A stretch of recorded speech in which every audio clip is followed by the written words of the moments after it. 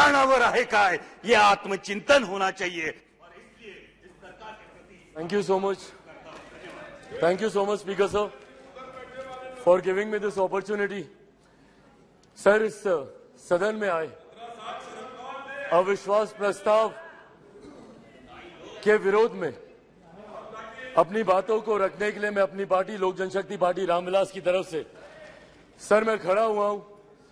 Sir, इस सदन ने कई अविश्वास प्रस्ताव इससे पहले देखे, पर मुझे लगता है ये अपने में एक ऐसा अनोखा अविश्वास प्रस्ताव है जिसमें अविश्वास सरकार के प्रति कम बल्कि विश्वास बढ़ाना अपने इस नए गठबंधन के प्रति ज्यादा प्राथमिकता दी जा रही है। इन लोगों को इस बात को दर्शाना है कि किस तरीके से ये गठबंधन इनके साथ है, जिस गठबंधन को बनाने का ये लोग एक लंबे समय से ये लोग प्रयास कर रहे हैं। सर, ये अविश्वास प्रस्ताव पे चर्चा हो रही है। सर, यकीनन सरकार की उपलब्धियों को बताना भी जरूरी है, पर उससे पहले जिस उद्देश्य के साथ इस प्रस्ताव को यहां पर लाया गया है मणिपुर को लेकर, उस पर सर मैं जरूर अपनी बातों को यहां पर रखना चाहूंगा। सर, पिछले 3 दिन से बहस चल रही है और इन 3 दिनों में सर सिर्फ दोषारोपण ही किया गया है। सिर्फ यहां पर बातों को दोष लगा लगा कर बताया गया है, किसी ने भी यहां पर समाधान देने का प्रयास नहीं किया। सर, आरोप प्रत्यारोप की राजनीति में मणिपुर के लोग वहां बैठे सुनने का प्रयास कर रहे हैं कि हमारी बेहतरी के लिए आपने क्या किया। सर, कल गृह मंत्री जी ने इतनी खूबसूरती से तमाम पक्षों को रखा और इतनी विनम्रता से उन्होंने सारी बातों को रखा, पर उसके बावजूद सिर्फ दोषारोपण करना। सर, 90 के दशक में भी मणिपुर में इसी तरीके की परिस्थितियां थी। उस वक्त किसकी सरकार थी सर? क्या उस वक्त की सरकार ने मौजूदा सरकार को कोई इनपुट दिया? क्या उस वक्त के सरकार में बैठे लोगों ने कितनी बार इस सदन में चर्चा की? कितनी बार किन लोगों ने उस चर्चा का जवाब दिया? कल तमाम ये बातें आदरणीय गृह मंत्री जी ने रखी।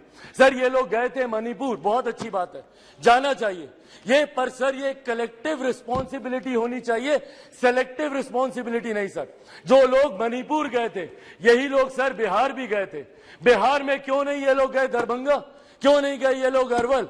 क्यों नहीं गए ये लोग मुजफ्फरपुर? अभी बछवाड़ा में सर एक छोटी सी बच्ची के साथ दुष्कर्म करके 10 साल की बच्ची, उसको तेजाब छिड़क कर उसको जलाकर मार दिया गया। उसके शरीर को अपने ही घर में 10 फीट गड्ढे में उसको दफना दिया गया। दलित महिला के साथ सर मुजफ्फरपुर में दुष्कर्म करके उसके शरीर को 2 टुकड़ों में काटकर अर्धनग्न व्यवस्था में सर खेत में फेंक दिया गया। क्यों नहीं गए ये लोग वहां पर?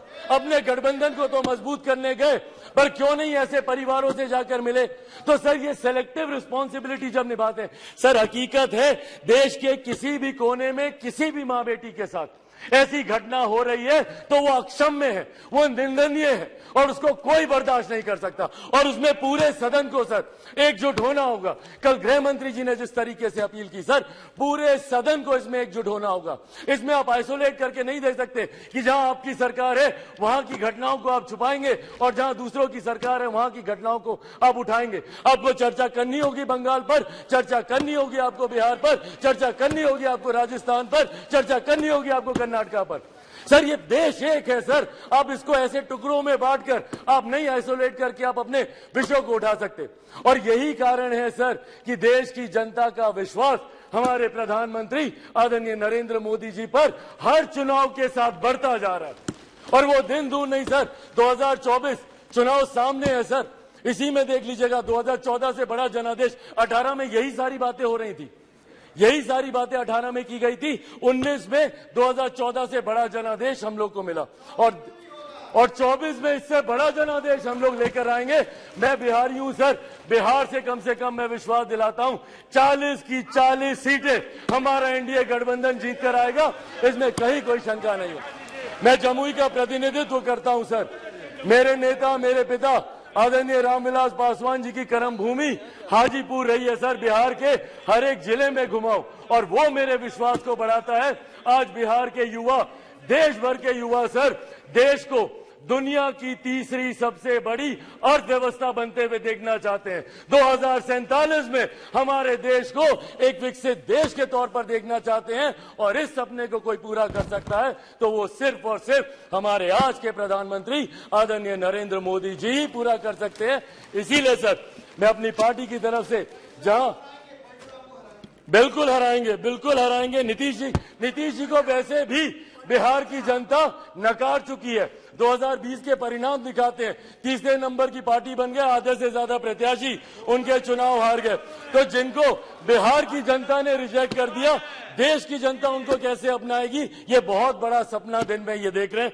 इसी के साथ सर, मैं इस सदन में आए इस अविश्वास प्रस्ताव के विरोध में अपनी बातों को रखते हुए लोक जनशक्ति पार्टी रामविलास पूर्ण समर्थन हमारी एनडीए की सरकार, हमारे मौजूदा प्रधानमंत्री आदरणीय नरेंद्र मोदी जी को देती है।